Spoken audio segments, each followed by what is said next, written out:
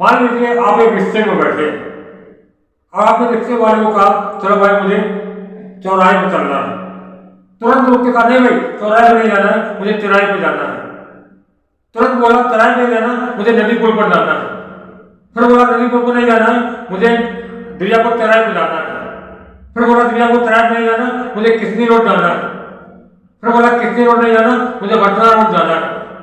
फिर बोला भटना रोड नहीं जाना, मुझे असला रोड जाना है। आप मुझे बताइए कि आपको रिक्शे वाला कहां लेकर जाएगा? कहीं नहीं।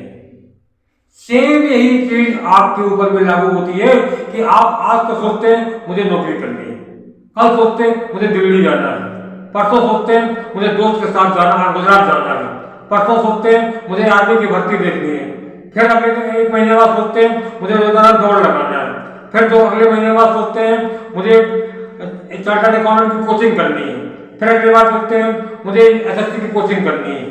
तो अगर आप अपने माइंड को इस हिसाब से कंफ्यूज रखेंगे तो आप अपने माइंड को हमेशा हर मामले में कंफ्यूज करने की आदत डाल रहे हैं, तो कभी आपका माइंड सही निर्णय ले ही नहीं पाएगा।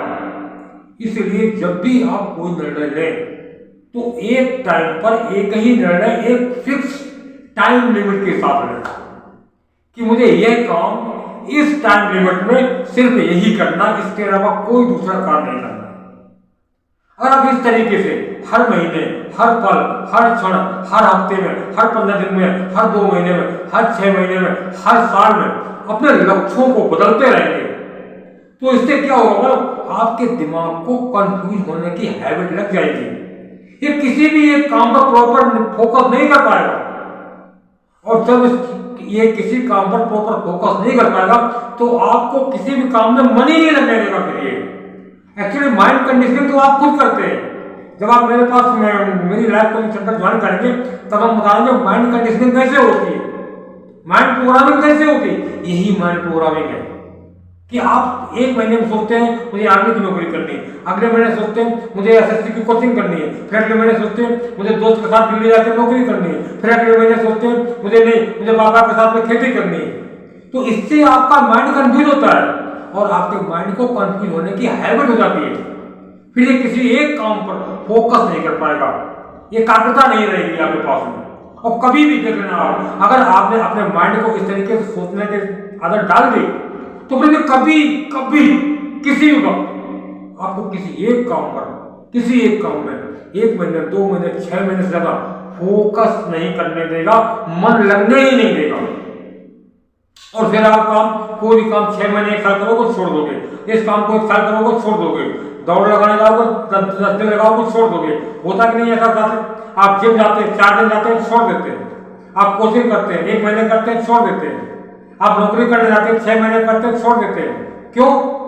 आपकी माइंड प्रोग्रामिंग गलत है। माइंड प्रोग्रामिंग आपने पढ़ी नहीं, जबकि करता हर आदमी अपनी माइंड प्रोग्रामिंग है। ये माइंड प्रोग्रामिंग आप खुद अपनी करते हैं, इससे आपका दिमाग कंफ्यूज रहता है और वो कभी भी किसी भी एक काम पर फोकस नहीं कर पाता है। और जब फोकस नहीं कर पाता है तो फिर आप किसी भी काम में आपका मन नहीं लगता है, और जब मन नहीं लगता है तो फिर आप किसी भी काम में सफल नहीं हो पाते। ये है आपकी कमी। इसे कहते हैं माइंड प्रोग्रामिंग। माइंड प्रोग्रामिंग तो हर आदमी करता है, मगर कैसे करता है ये उसको पता ही नहीं होता है। हमारी क्लास ज्वाइन कीजिए, हम आपको सिखाएंगे माइंड प्रोग्रामिंग क्या होती है, कैसे की जाती है, कैसे नहीं करनी है और कैसे करनी है।